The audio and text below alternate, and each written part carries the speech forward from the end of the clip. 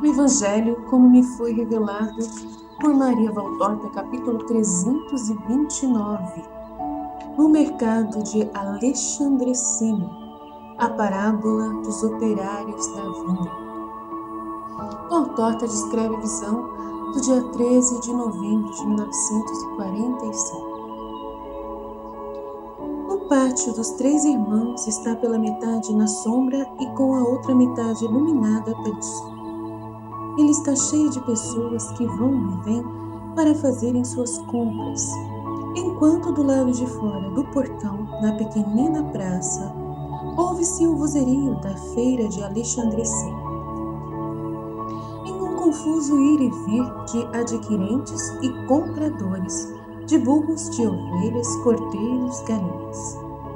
Porque se entende que aqui eles encontrem menos dificuldades, e com os frangos trazidos para a feira, não se precisa ter medo de contaminações.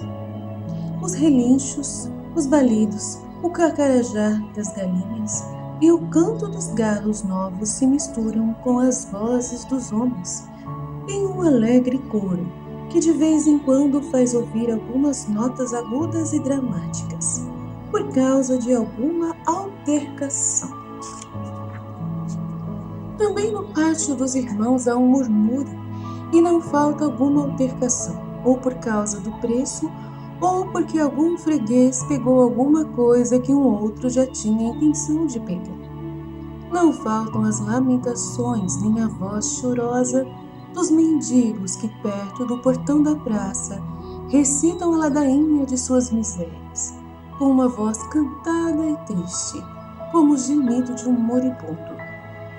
Os soldados romanos vão e vêm como se fossem os donos das lojas e da praça.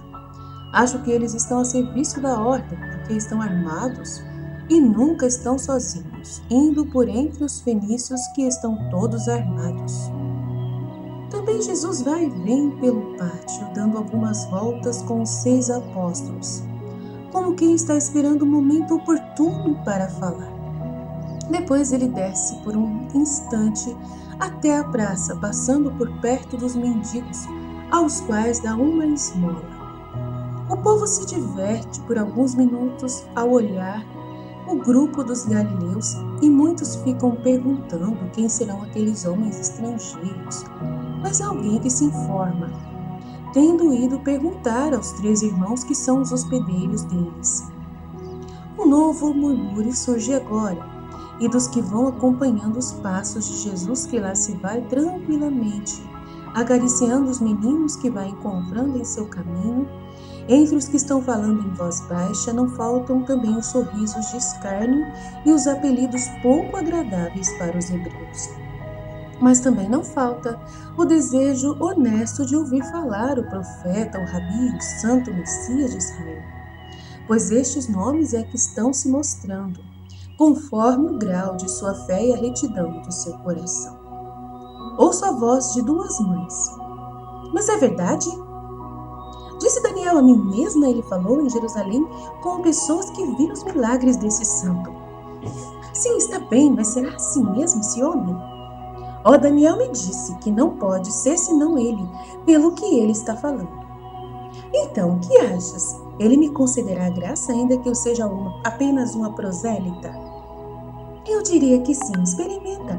Talvez ele não volte mais aqui entre nós. Experimenta. Mal certamente não te fará.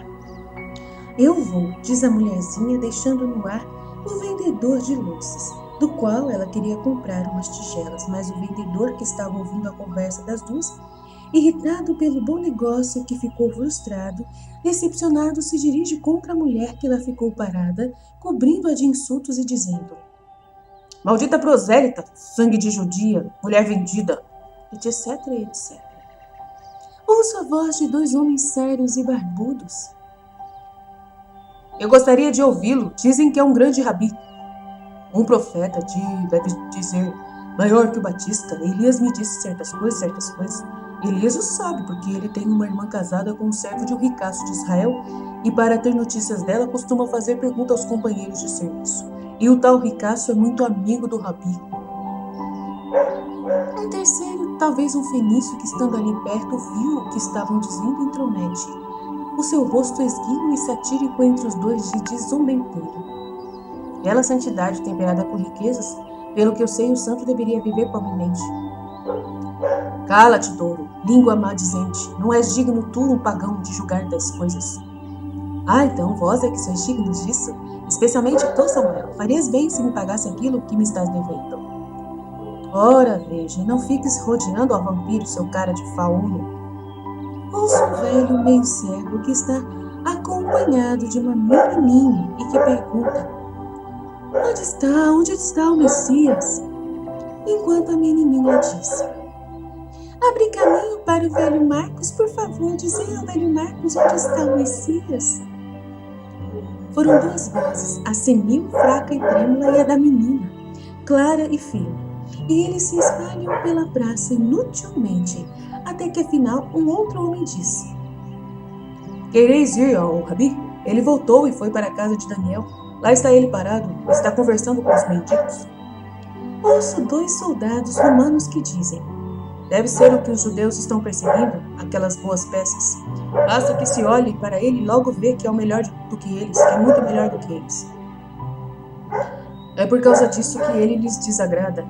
Vamos dizê-lo aos alferes, esta é a ordem.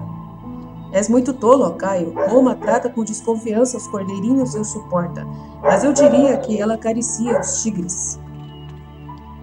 Não me parece, Cipião. Aponso se mata facilmente. Sim, mas ele não fecha sua casa às aduladoras hienas que o bajulam. Isto é política, Cipião, é política. É vileza, cara, é estultice. Deste ele deveria fazer-se amigo, para ter uma ajuda com que manter obediente essa canalha asiática. Ele não se serve bem a Roma, Pôncio, pois deixa de tratar bem a este para ir adular os maus. Não fiques criticando o procônsul. Nós somos soldados e o superior é sagrado como um deus. Nós juramos obediência ao divo César e o procônsul é o representante dele. Está bem. Enquanto se trata de um dever para com a pátria, sagrada e imortal. Sagrada e imortal, mas não em nosso foro interno. A obediência, mas a obediência vem também do juízo. Se o teu juízo se rebela contra uma ordem e a critica, já não estarás obedecendo completamente?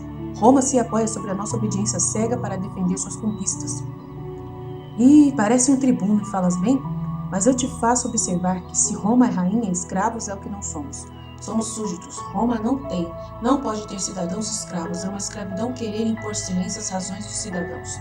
Eu digo que a minha razão julga que Pôncio faz mal em não cuidar deste israelita, e em não dar-lhe o nome de Messias, santo profeta, o que quiseres. E acho que posso fazer isso porque com isso não diminui a minha fidelidade a Roma, nem meu amor a ela.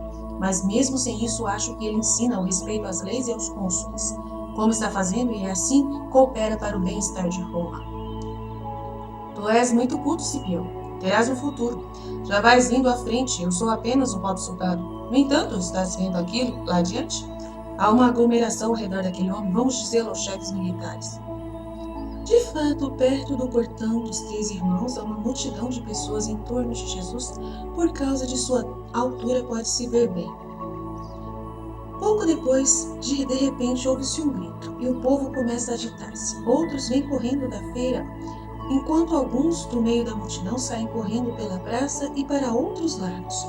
Ouvem-se perguntas, respostas. O que aconteceu? O que há? O homem de Israel curou o velho Marcos. A névoa dos olhos dele se desfez. Enquanto isso, Jesus entrou no pátio, acompanhado por um grande número de pessoas. Mancando, no meio daquele acompanhamento, vai indo um dos mendigos. Um pouco coxo, que mais se arrasta com as mãos do que anda com as pernas. Mas se suas pernas estão tortas e sem força, a tal ponto que sem suas bengalas ele não iria para a frente, contudo a força dele está em sua voz estentória.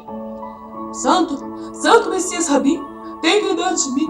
Ele grita até perder o fôlego e sem parar. 2 ou 3 pessoas se viram para ele e lhe dizem: Não precisas ficar gritando e perdendo o fôlego, Marcos é hebreu e tu não é. Para os verdadeiros israelitas ele concede as graças, mas não para os filhos de um cão. Mas minha mãe era hebreia. Mas Deus a feriu e te deu a ela como um monstro por causa do pecado dela. Fora, filho de loba. Volta para o teu lugar e fica em tua lama. O homem se encosta ao muro abatido, apavorado pela ameaça dos planos que lhe estão mostrando. Jesus para, vira-se e fica olhando e diz: Homem, vem cá. O homem olha para ele, olha para os que estão ameaçando e não tem coragem de ir para a frente. Jesus abre caminho por entre a pequena aglomeração e vai até ele. Pega-o pela mão, põe a mão sobre o ombro dele e lhe diz: Não tenhas medo, vem para a frente comigo. E olhando para aqueles malvados, diz com seriedade: Deus é de todos os homens que procuram e que são misericordiosos. Eles entendem aquela antífona e agora são eles que ficam no acompanhamento, ou melhor, e ficam parados onde estão. Jesus torna a virar-se e os vê lá confusos, querendo ir-se embora. E lhes diz: Não, vinde vós também. Será bom também para vós para endireitar e fortalecer as vossas almas, como eu endireito e fortaleço a este. Porque ele soube ter fé. Homem, eu te digo, fica curado da tua enfermidade. E deixa de continuar com a mão sobre o ombro do aleijado, depois de este ter tido como que uma sacudida. O homem se endireita, firme sobre as pernas, joga fora as muletas já desgastadas pelo uso e grita: Ele me curou! Louvado seja Deus e minha mãe! E depois se ajoelha para beijar a orla da veste de Jesus. O tumulto criado pelos que querem ver e pelos que já viram estão comentando. Chega ao auge. No fundo do corredor que vai da praça para o pátio, as vozes ecoam como se estivessem saindo de um poço. E o eco que elas produzem se nota quando elas se chocam contra as muralhas do castelo. As milícias começam a temer que tenha surgido alguma briga, pois isso é fácil acontecer nestes lugares, aonde vem encontrar-se tantas raças e religiões. E o pelotão de soldados vem abrindo caminho rudemente, perguntando o que foi que aconteceu. O milagre! Jonas, o aleijado, foi curado! Lá está ele, perto do homem galileu! Os soldados olham uns para os outros e nada falam enquanto a multidão não passa toda. E atrás dela não se amontoou outra, formada pelos que estavam nos armazéns e na praça, na qual podem ver-se os que ficaram. São os vendedores que estão com raiva por causa da imprevista dispersão dos fregueses, o que vai estragar a feira daquele dia. Depois, vendo passar um dos 3 irmãos, perguntam: Filipe, o que está acontecendo? E o que está fazendo agora esse rabi? Está falando e ensinando lá no pátio, diz Filipe todo contente. Os soldados trocam ideias. Vamos ficar aqui ou vamos embora? O alferes disse que vigiemos. A quem? Ao homem? Mas por ele poderíamos apostar com os dados, sendo o prêmio uma ânfora de vinho de Chipre, disse eu, aquele que antes estava defendendo Jesus diante de seus companheiros. Eu diria que ele é que tem necessidade de ser protegido e não o direito de Roma. Vós estáis vendo lá, entre os nossos deuses, nenhum é tão manso e contudo de um aspecto tão viril. Esse canalha não é digno de tê-lo. E os indignos sempre são maus. Fiquemos aqui para protegê-lo. Se for preciso, lhe salvaremos as costas e acariciaremos as destes galeotes. Diz meio sarcástico e meio admirado um outro. Dizes bem prudente. E até para que o próprio alferes, que vive sonhando com sublevações contra Roma e promoções para si, recompense por merecimento por sua constante vigilância em favor da saúde do divo César e da deusa Roma, Mãe e Senhora do mundo, a fim de que se ele se convença de que aqui vai conquistar braçadeiras ou coroas, vai chamá-lo a si. O jovem soldado sai correndo e volta correndo para dizer: Prócoro não vem, ele mandou o triário Áquila. Bem, é melhor do que o próprio Cecilo Máximo. Áquila serviu a África, na Gália, e esteve nas florestas vorazes que nos levaram o Varo e suas legiões. Ele conhece os gregos e os bretões e tem um bom faro para distinguir. Ó, salve, eis aqui o glorioso Áquila. Vem, ensina a nós, pobrezinhos, a compreender o valor das pessoas. Viva o Áquila, mestre das milícias, gritam todos, dando afetuosas sacudidas no velho soldado que tem o rosto cheio de cicatrizes E assim como está no rosto, do mesmo modo estão seus braços nus e as barrigas das pernas nuas. Ele sorri com benevolência e exclama: Viva Roma, mestra do mundo, e não eu, o pobre soldado, afinal, o que está vendo? É preciso vigiar aquele homem alto e loiro, como o cobre mais claro. Bem, mas quem é ele? Dizem que é o Messias, chama-se Jesus e é de Nazaré. É aquele, sabes, pelo qual foi dada a ordem. Será? Mas parece-me que vamos correndo atrás das nuvens. Dizem que ele quer ser rei e suplantar Roma. Já o denunciaram os sinédrios, os fariseus, os saduceus, os herodianos, a Pôncio. Tu sabes que os hebreus têm esta minhoca na cabeça e volta e meia aparece um rei. Volta e meia aparece um rei. Sim, mas se é para isso, seja lá como for, vamos ouvir o que ele está dizendo. Parece-me que ele está se preparando para falar. Fiquei sabendo pelo soldado que está com o centurião que o Públio Quintiliano lhe falou dele, como de um filósofo divino. As mulheres imperiais são entusiastas dele, diz um outro soldado ainda jovem. Eu creio, eu seria também um entusiasta dele se eu fosse uma mulher, e o quereria em minha cama, diz, rindo-se de contente, um outro jovem soldado. Cala a boca, seu sem vergonha, a luxúria está te carcomendo, caçou um outro. E a ti não, Fábio. Ana, Cira, Alba, Maria, caçou um outro. Silêncio, Sabino, ele está falando e eu quero escutar, ordena o triário. E todos se calam. Jesus subiu sobre uma caixa colocada encostada à parede, por isso ele está bem visível a todos. Sua doce saudação já se espalhou pelos ares e foi seguida por estas palavras. Filhos de um único Criador, ouvi. E depois prossegue no meio do auditório atento, de um auditório atento. O tempo da graça chegou para todos, não só para Israel, mas para todo o mundo. Homens hebreus, cada qual por motivos diferentes, os prosélitos, os fenícios, os pagãos, todos vós, ouvi a palavra de Deus, compreendei a justiça, conhecei a caridade. Se tiverdes sabedoria, justiça e caridade, tereis os meios para chegardes ao reino de Deus. Aquele reino que não é exclusivamente para os filhos de Israel, mas é para todos aqueles que de agora em diante amarem o verdadeiro e único Deus e crerem na palavra do seu verbo. Escutai, eu vim de muito longe, não com planos de usurpador, nem com a violência de conquistador. Eu vim somente para ser o salvador de vossas almas. O domínio, as riquezas, os cargos não me seduzem. Tudo isso para mim é nada, e nem olho para isso. Ou melhor, eu só olho para ter dó deles, pois fazem compadecer-me, pois são outras tantas correntes para conservarem prisioneiro vosso espírito, impedindo-o de ir ao Senhor eterno, único, universal, santo e bendito.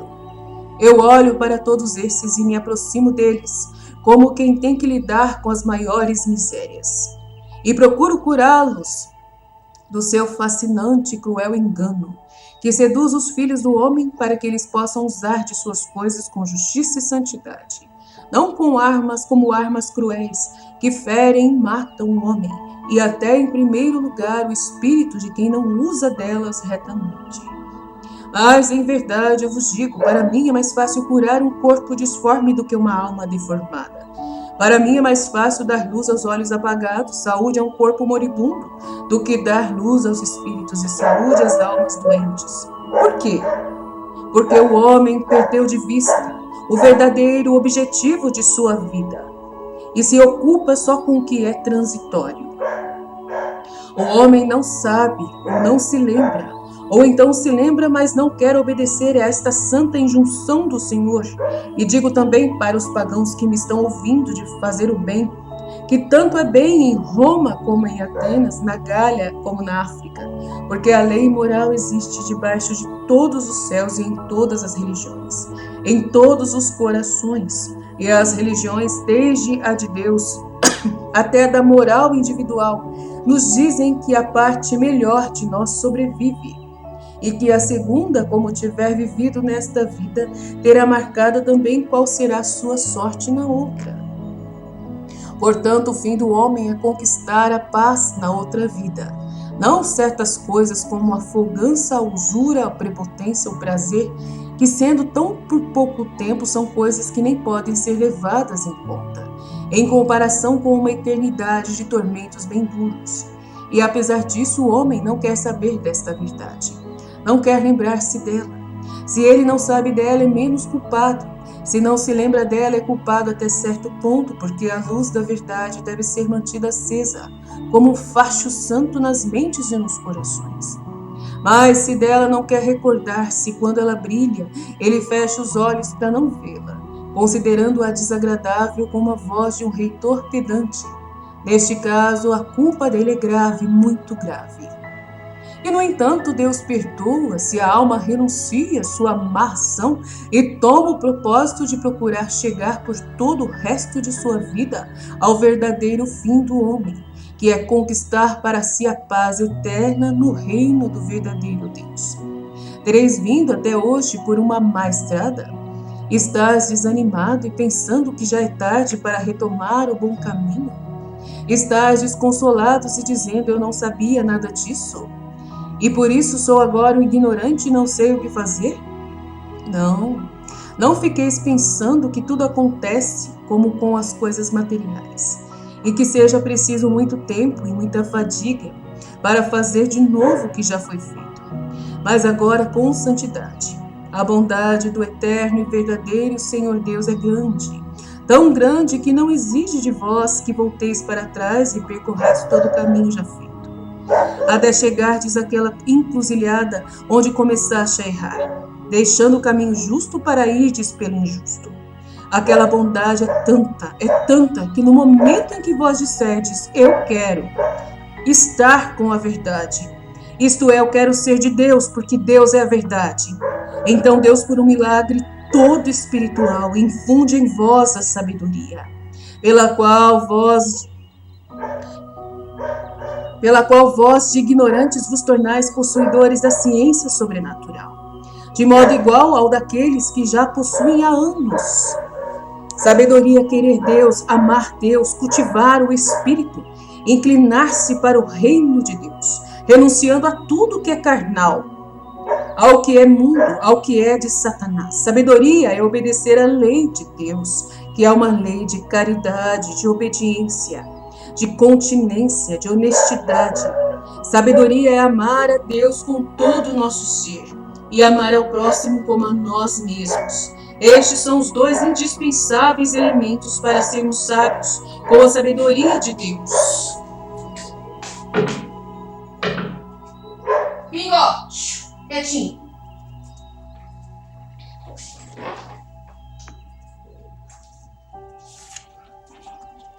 Desculpa que eu perdi aqui, eu fui parar no cachorro, tá difícil. Sabedoria de Deus. Onde que eu parei? Jesus, me ajuda. Tá, e no próximo estão não só os que são de nosso sangue, da nossa raça ou religião, mas estão todos os homens, ricos ou pobres, sábios ou ignorantes, hebreus, prosélitos, fenícios, gregos, romanos. Jesus foi interrompido por um murro ameaçador de alguns fanáticos. Jesus olha para eles e diz: sim, isso é amor. Eu não sou um mestre servil, eu falo a verdade. Porque assim devo fazer, a fim de semear em vós o que é necessário para terdes a vida eterna. Quer gosteis, quer não, eu vou-lo devo dizer para cumprir com o meu dever de redentor. Portanto, amai sim o próximo, todo o próximo, com um amor santo, não com um sujo concubinato de interesses apenas, pelo qual se transforma em anátema o romano, o fenício ou o prosélito, ou vice-versa. Enquanto que se o interesse for a sensualidade ou o dinheiro, a cobiça da sensualidade ou da vantagem em dinheiro que surgir entre vós, aí então não é mais anátema. Ouve-se um outro rumorejar da multidão, e os romanos de seu posto de observação no ato exclamam: Por Júpiter, como fala bem este homem! Jesus deixa que o rumor se acalme e continua: amar ao próximo como gostaríamos de ser amados, porque nós não gostamos de ser maltratados, de passar por vexames, de ser roubados, oprimidos, caluniados, insultados. Até a susceptibilidade nacional ou individual que nós temos, os outros também a têm. Não façamos, pois, uns aos outros o mal que nós não gostaríamos que nos fosse feito. Sabedoria é obedecer aos 10 mandamentos de Deus. Eu sou o Senhor teu Deus, não tenha outro Deus além de mim. Não tenha outros ídolos, e não prestes culto. Não useis o nome de Deus em vão, é o nome do Senhor teu Deus, e Deus punirá quem usa dele sem razão, ou para fazer imprecações, ou para garantia de algum ato pecaminoso. É jurar por Deus, né? Não pode. Lembra-te de te santificares a festas. O sábado é consagrado ao Senhor, que nesse dia repousou da criação e o abençoou e santificou. Honra teu pai e a tua mãe, a fim de que vivas em paz por longos anos sobre a terra e eternamente no céu. Não matar, não cometer adultério, não roubar, não levantar falso testemunho contra o teu próximo, não desejar a casa, nem a mulher, nem o servo, nem a serva, nem o boi, nem o asno, nem nenhuma outra coisa que pertença ao teu próximo. Isto é a sabedoria. Quem faz assim é sábio, conquista a vida e o reino sem fim.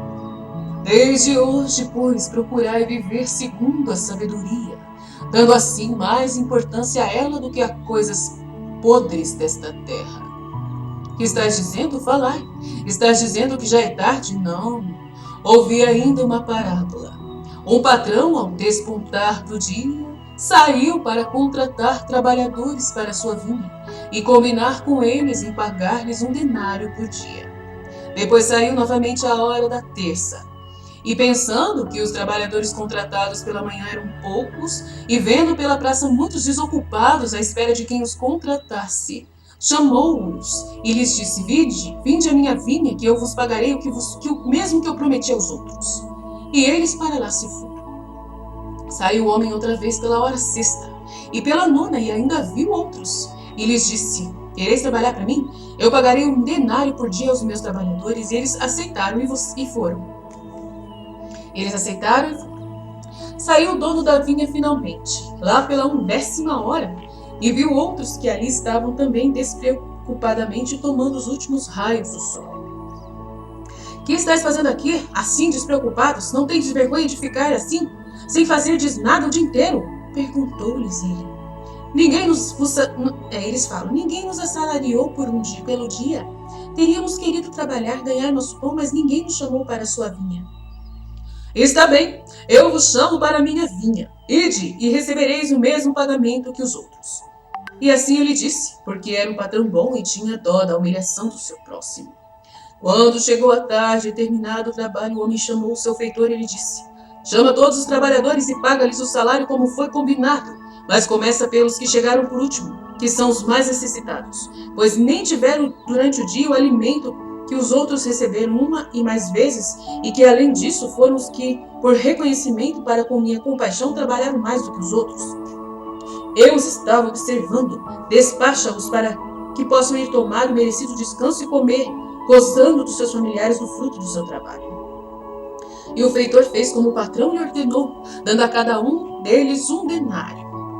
Por último, chegaram os que haviam trabalhado desde a primeira hora do dia. E ficaram admirados por receberem eles também somente 1 denário. E começaram a queixar-se uns dos outros. Se acha muito, que é o primeiro, se acha muito importante. Não pode, tá vendo? E queixou-se ao feitor e este disse: eu recebi esta ordem. Vão reclamar com o patrão e não comigo. E eles foram e disseram: tu não está sendo justo. Nós trabalhamos 12 horas.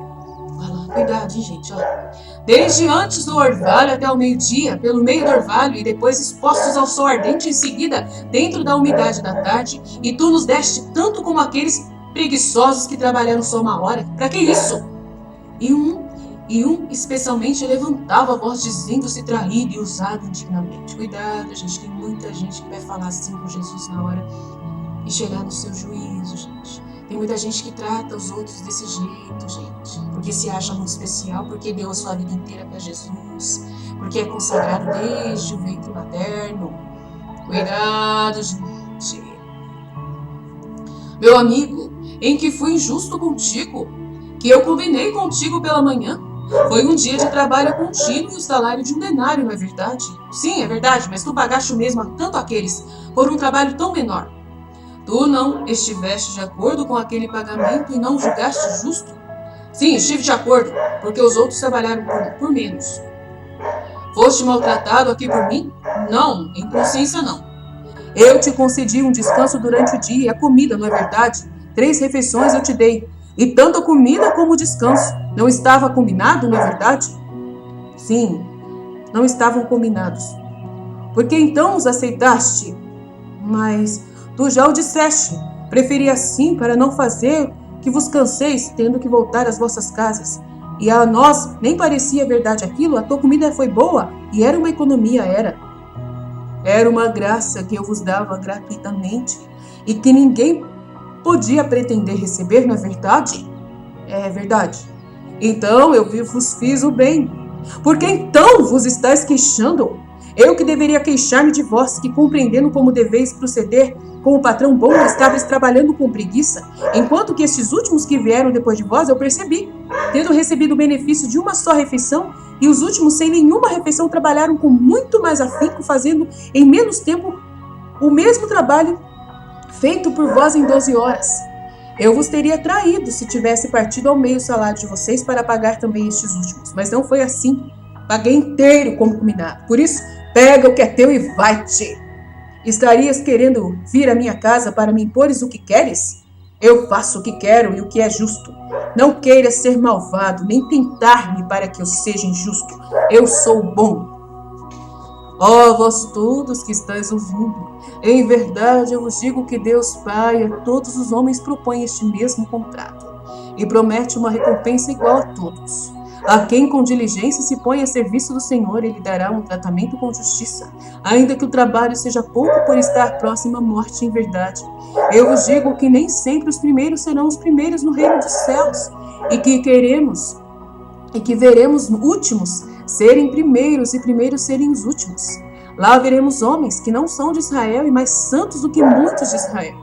Eu vim para chamar a todos em nome de Deus, mas se muitos são chamados, poucos são os escolhidos, porque poucos são os que desejam a sabedoria. Não é sábio quem vive do mundo e da carne, e não de Deus. Não é sábio nem da terra nem para o céu, porque na terra se criam inimigos, punições, remorsos. E quanto ao céu, esse para eles fica perdido para sempre. Eu repito, sede bons para com o próximo, seja ele quem for. Sede obedientes, deixando para Deus o direito de punir a quem não é justo e o de dar as ordens. Sede continentes, sabendo resistir à sensualidade, e honrados sempre, sabendo resistir ao ouro, e coerentes, sabendo dizer o anátema a quem o merece, e não a quem assim vos parece, a não ser para estreitar depois contatos com algum objeto que antes foi amaldiçoado como ideia. Não façais aos outros o que vós não quereis que a vós fosse feito por isso.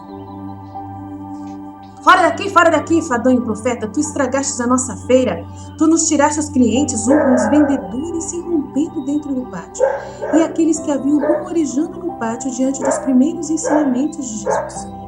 Eles não são todos fenícios. Há também hebreus que estão presentes, eu não sei por qual motivo, nesta cidade. Todos se unem aos vendedores para insultar e ameaçar e, sobretudo, para expulsar Jesus. Jesus não lhes agrada, porque ele não aconselha a fazer o mal. E ele cruza os braços e fica olhando, está triste, mas cheio de dignidade.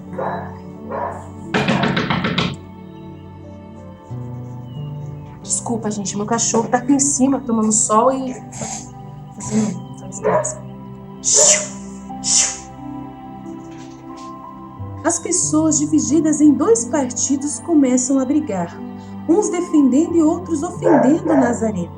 Ouve-se impropérios, louvores, maldições e gritos dos que dizem: tem razão os fariseus, tu és um vendido a Roma, um amigo dos publicanos e das meretrizes, e também os que dizem: calai-vos, línguas blasfemas, vós é que estáis vendidos a Roma, fenícios do inferno.